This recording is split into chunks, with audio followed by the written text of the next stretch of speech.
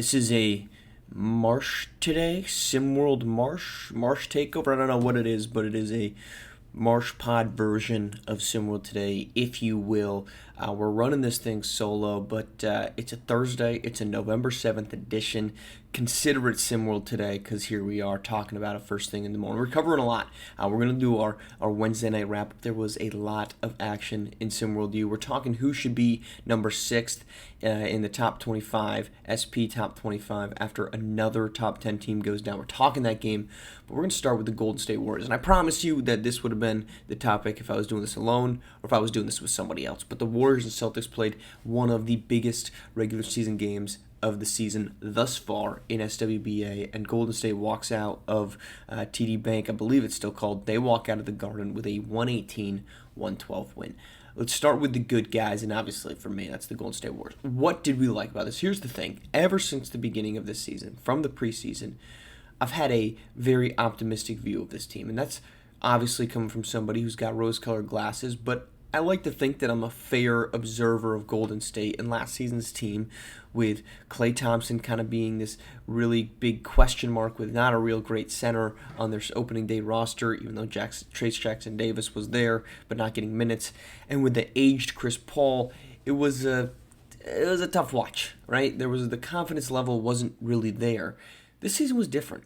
They made a ton of acquisitions to bring in pieces that I thought were really helpful. Buddy Hield is a great three-point shooter. He's made more three-pointers over the last handful of years than Stephen Curry has, I believe. And that's the stat they said on the broadcast.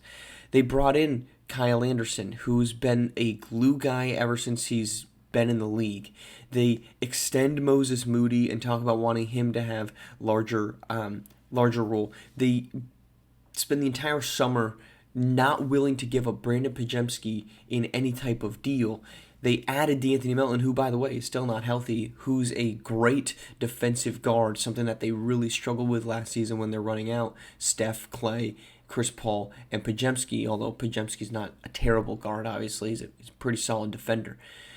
All of that, to me, felt like an improved roster. Klay Thompson was gone. As much as I will tell you this, from the moment I started watching the Warriors, Klay Thompson was always my favorite player. I loved how he was just a no-nonsense, would go out there and play the game.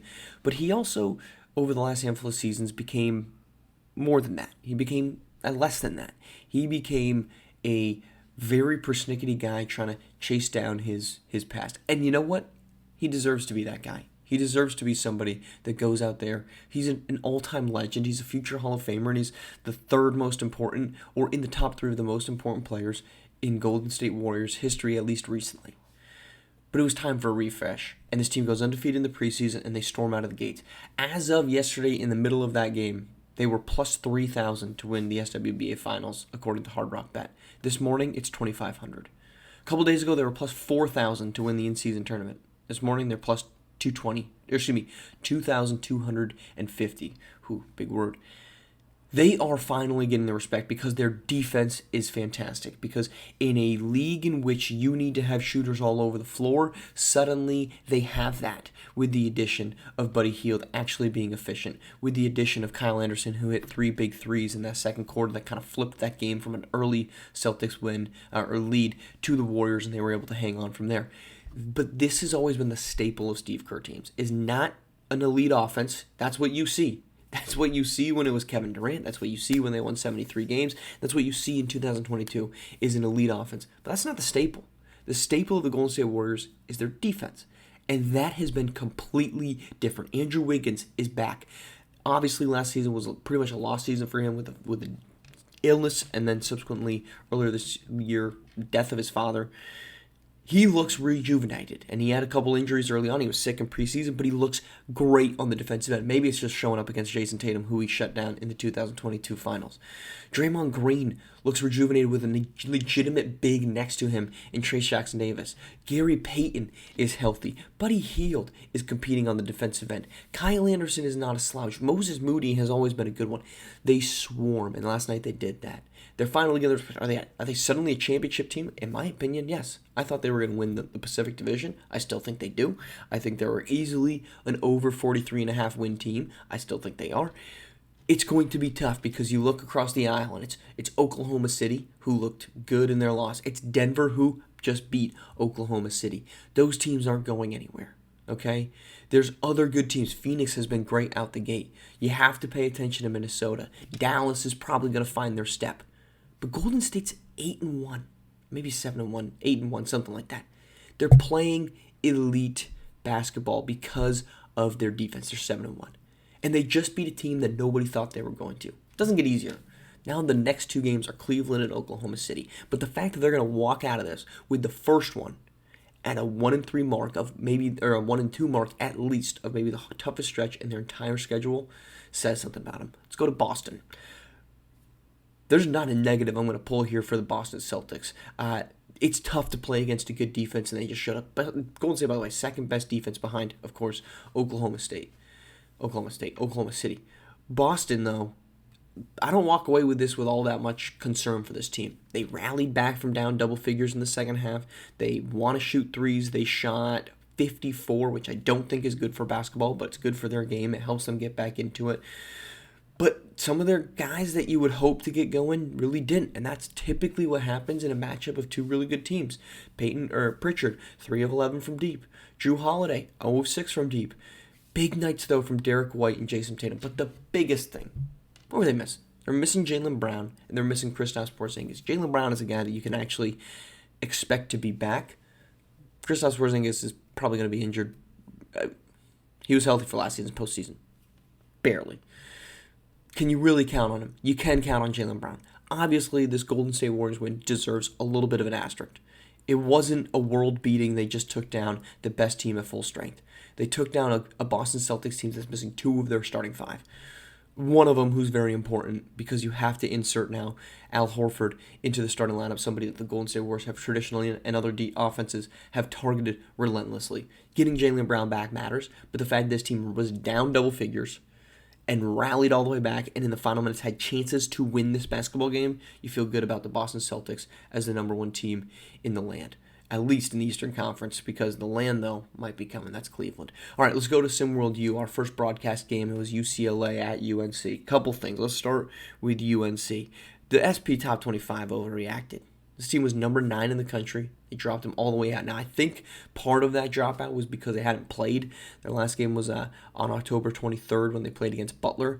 They went after that loss. They went from 9 to like teens, I think, or 20s, and then completely out in the week after that.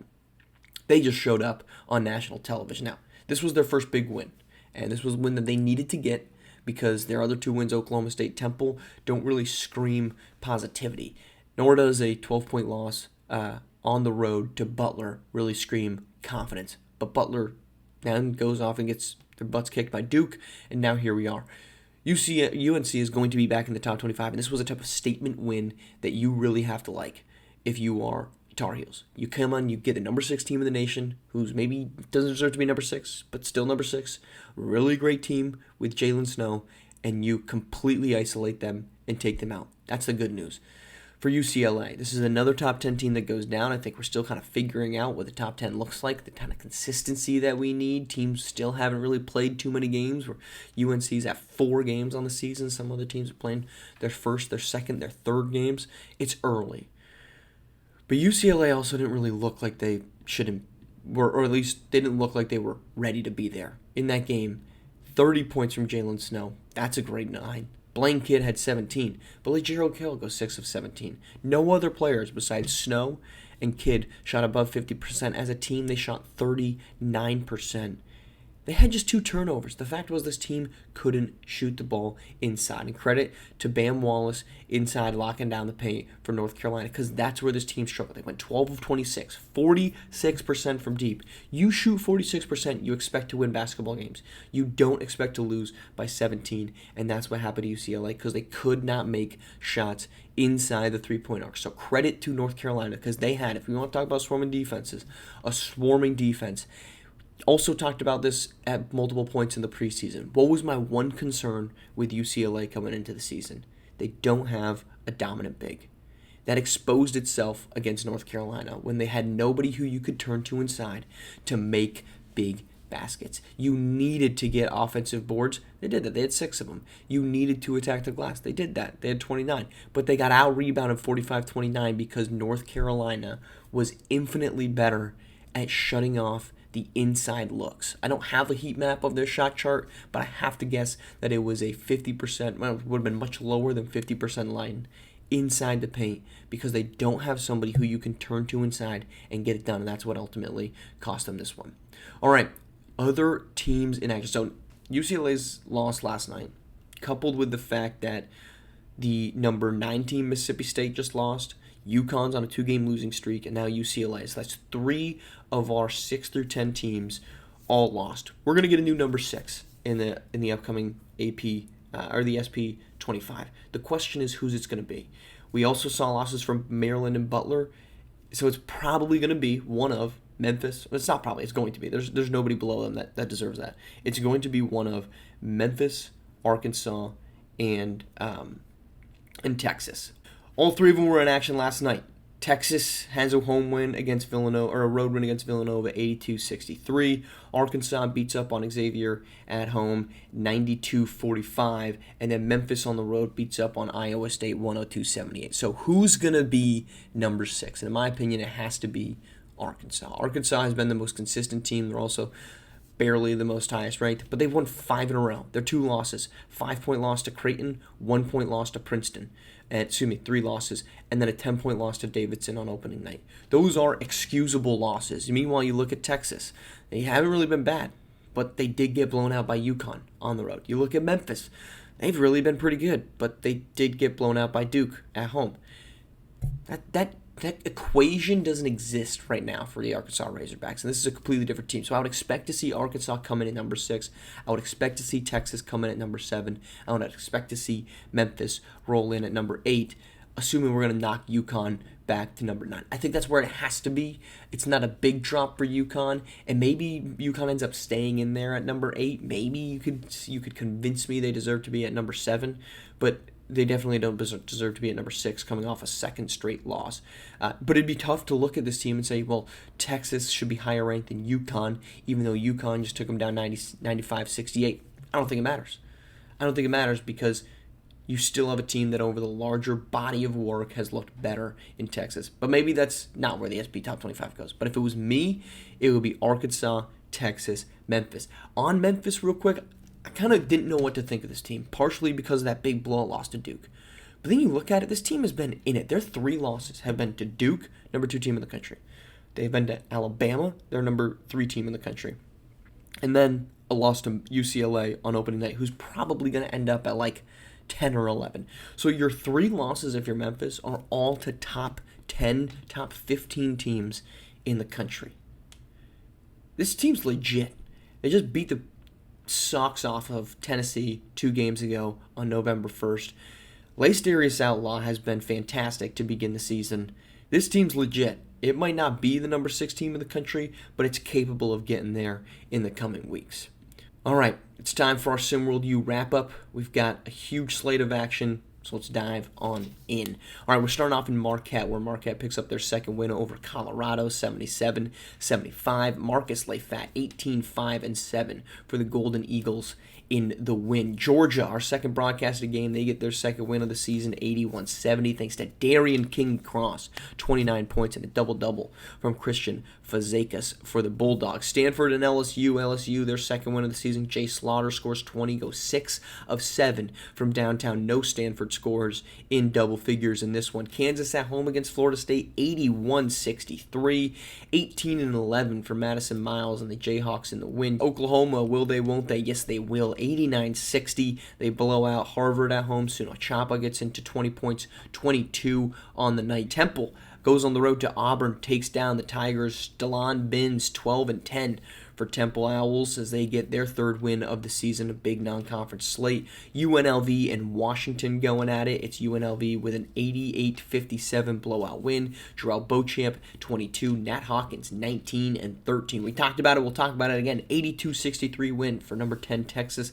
17-9-4 for Arthur Lattimore. DeMonte Claudia with 15-7. Justin Bell led all scores with 20. Memphis on the road to Iowa State, 102-78. 32 points from Lace Darius Outlaw. He continues his incredible start to the season. And then Arkansas blasting Xavier 92-45. 27 points from DJ Wagner and 5 assists in the win. All right, we're coming back tomorrow morning. We've got Rick Blaze on the show. We're going to be talking some SimWorld, SWFL. We'll talk some SimWorld U. We'll talk some SWBA. A full slate of action today across the sports world. We got a couple broadcast games: Kentucky and Syracuse at 7 p.m.